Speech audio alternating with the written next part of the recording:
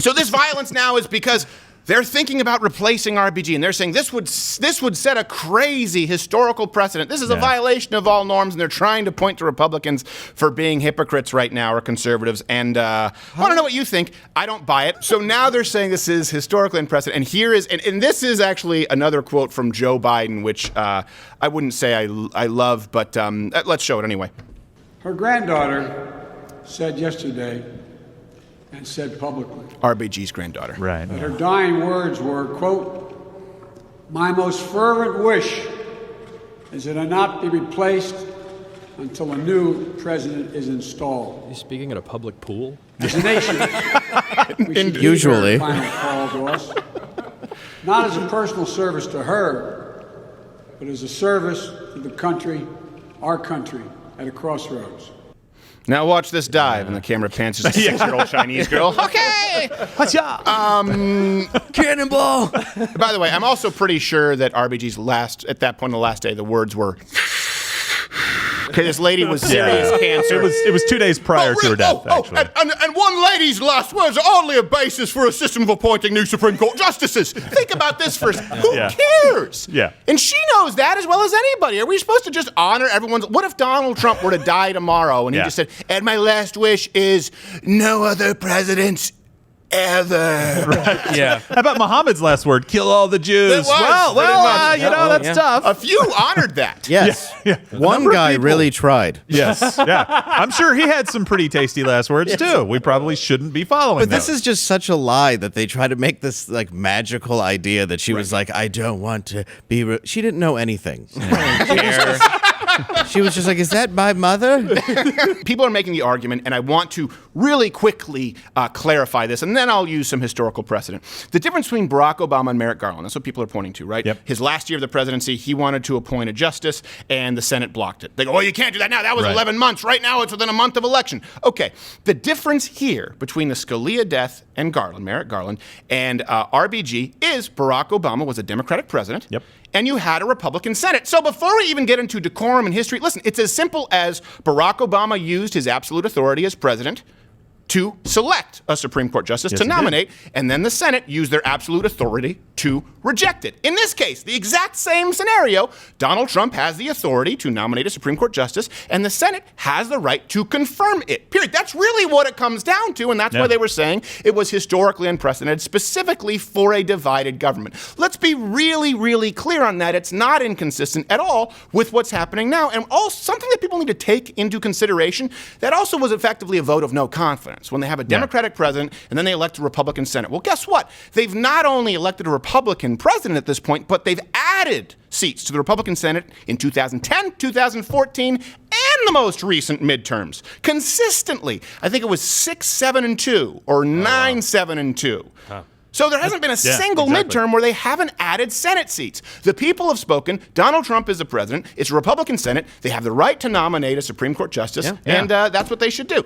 Now, this does but go... she wishes, though. She has wishes. But she did. Final thought. She coughed. That's true. That's Guys, she's right here. We're talking about her. Oh, yeah, in like she's front not of even in her. the room. Well, you know, listen, she's being a good sport, and we turned off her microphone. I mean, she's having fun. Look at her. What are you, Bill Also O'Reilly? Also her smile. ventilator. Ouch.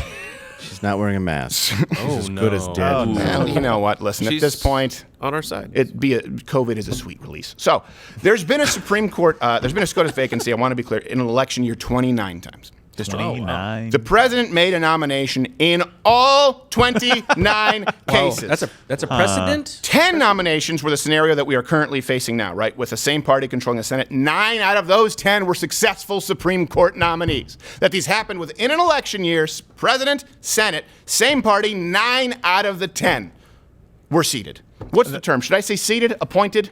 Appointed. Appointed. Well, Take confirmed. a seat over there. Appointed Corrected. and confirmed. Yeah. Appointed and confirmed. Here's the thing, and this is the point you were getting to, which is what are the powers and what does the Constitution and the applicable laws say? And they say, if you get through the appointment process and you get through the confirmation process, you're in. I agree that there were some stupid comments made back in 2016 by some Republicans that are now coming back to haunt them, literally by word. But literally the system itself is still there. Right. The nomination can occur. And on top of that, the confirmation can occur.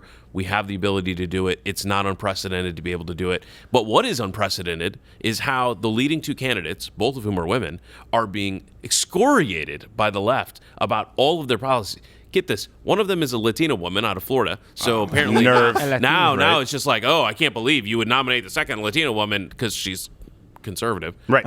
Of course. And then the other one, we really don't like her because she's a woman, and you know what? She's too Catholic. Way to win the Latino vote, Dems. Like, Let me be clear about what Lindsey Graham said, because I understand there were some Republicans who followed suit and didn't actually take the full context of what Lindsey Graham had said, because now they're trying to use his words against him. And let me be clear, it would be like me when I've talked about in this show, listen, YouTube can do whatever they want. It's not censorship because it's not the government, but what is corporate censorship is when a company says or claims that they have certain rules and they apply them selectively and with different standards. I've made that clear. You can probably find an interview down the line where I would say, well, listen, people are tired of the censorship occurring on social media because not every single time do I have the seconds available to go through the paces. And that's what happened with Lindsey Graham. Let me be really clear.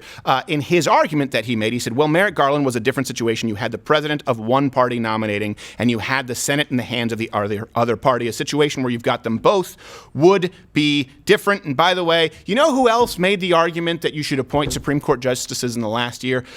Joseph Biden, back in 1992, before the cerebral plaque set in. He made the case in 1992. He even made the case for the precedent being predicated on this idea of a divided government. Go and read his statement. You have the link right there in the overlay. Read his entire statement in context. It could read like Lindsey Graham's argument or Donald Trump's argument or our argument today. Okay, so here's another argument they use. Well, it isn't legally a precedent, half-age endorsement. So they say, well, what about decorum? Okay, let me be really clear about this, because I do believe that conservatives need to be consistent. I've tried to talk about this in the past.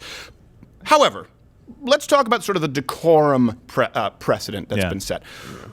When you knowingly slander a man to be a gang rapist, as you did with Kavanaugh in front of his wife, in front of his family, in front of the entire world, knowing verifiably that it's false, or at the very least completely baseless, guess what?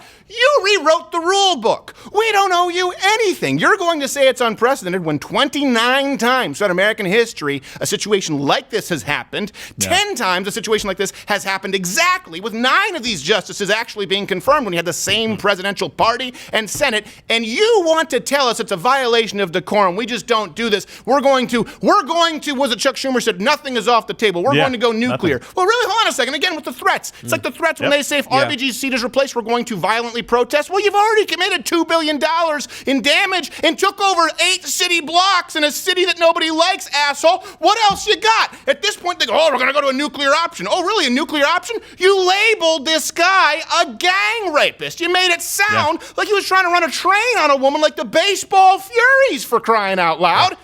What else is there? What other nuclear option? So you threw out the rule book. We are beholden to nothing. Nothing at this point. Fill the seat. Watch Good Morning Mug Club live every Monday through Thursday at 10:15 Eastern.